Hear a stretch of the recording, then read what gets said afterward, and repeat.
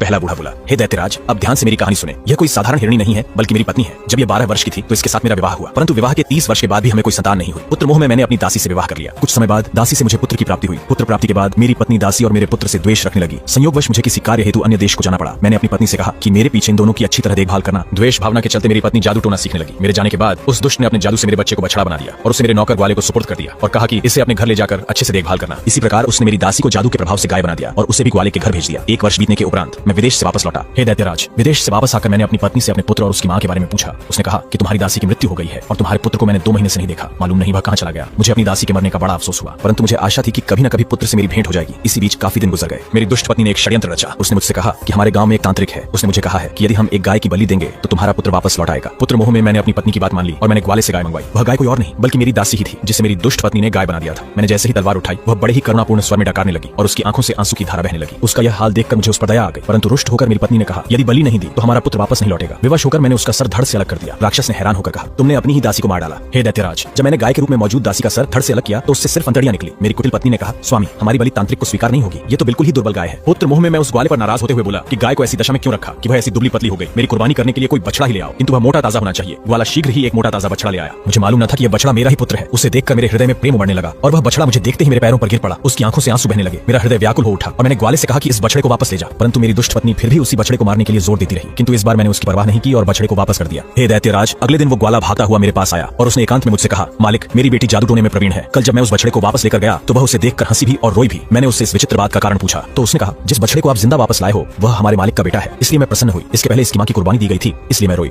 हमारे मालिक की पत्नी ने इन मां बेटे को काले जादू के प्रभाव से गाय और बछड़ा बना दिया था। मैंने जो अपनी बेटी के मुंह से सुना वो आपको बता दिया मालिक। इतना सुनते ही मेरी रूह कांप उठी। फिर मैं ग्वाले के साथ उसे घर चला गया। मैंने उस लड़की से कहा, क्या तुम इस बछड़े को फिर से मनुष्य का रूप दे सकती हो? उसने कहा, निश्चय ही मैं उसे दोबारा मनुष्य बना सकती हूँ। अगर तुम ऐसा कर दो तो मैं तुम्हें अपनी सारी धन संपदा दे दूंगा। लड़की ने मुस्कुराकर कहा, हम लोग आपके सेवक हैं मालिक, मुझे कोई धन संपदा नहीं चाहिए, किंतु बछड़े को मनुष्य रूप मैं 2 शर्तों पर दूंगी। पहली शर्त, उसके मनुष्य बनते ही आप उसका विवाह मेरे साथ कर देंगे। दूसरी शर्त, जिसने इसे मनुष्य से पशु बनाया है उसे दंड दिया जाए। दैत्य ने उत्सुकता से कहा, क्या तुमने उसकी बात मान ली? मैंने कहा, तुम्हारी पहली शर्त मुझे मंजूर है, दूसरी शर्त का निर्णय मैं तुम्हारे ही हाथ छोड़ता हूँ। हाँ, मैं इतना जरूर कहूंगा कि मेरी दुष्ट पत्नी निश्चित ही दंडनीय है, किंतु उसे प्राणदंड न देना। लड़की ने कहा कि जैसा उसने आपके पुत्र के साथ किया है वैसा ही मैं उसके साथ करूंगी। ये कहकर उसने काले जादू के प्रभाव से बछड़े पर मंत्रोच्चार किया, जिसके परिणाम स्वरूप वह तुरंत ही मनुष्य रूप में आ गया। भावुक होकर मैंने अपने पुत्र को गले से लगा लिया। मैंने अपने पुत्र से कहा कि इस लड़की के कारण ही तुमने फिर से मानव देह पाई है, तुम इसका एहसान चुकाओ और इसके साथ विवाह कर लो। पुत्र ने सहर्ष मेरी बात मानी। लड़की ने इसी प्रकार मेरी पत्नी को हिरणी का रूप दे दिया और मेरे पुत्र ने उस कन्या के साथ विवाह किया, परंतु दुर्भाग्यवश थोड़े ही समय के बाद उसकी मृत्यु हो गई। मेरे पुत्र को इतना दुख हुआ कि वह देश छोड़कर कहीं चला गया। बहुत दिनों तक मुझे उसका कोई समाचार नहीं मिला और मैं अपने पुत्र की खोज में निकल पड़ा। राक्षस ने भावुक होकर कहा, क्या तुम्हें तुम्हारा पुत्र मिला? नहीं दैत्यराज, उसका कोई समाचार नहीं मिला, इसलिए मैं उसे ढूंढने निकला हूँ। मुझे किसी पर इतना भरोसा नहीं था कि अपनी हिरणी बनी हुई पत्नी को उसके पास छोड़ता, इसलिए मैं इसे अपने साथ लिए हुए एक देश से दूसरे देश अपने पुत्र की खोज में घूमता हूँ। यही मेरी और इस हिरणी की कहानी है। अब आप स्वयं निर्णय लें कि यह घटना विचित्र है या नहीं। दैत्य ने कहा, निस्संदेह यह घटना विचित्र है। मैं व्यापारी के अपराध का एक तिहाई हिस्सा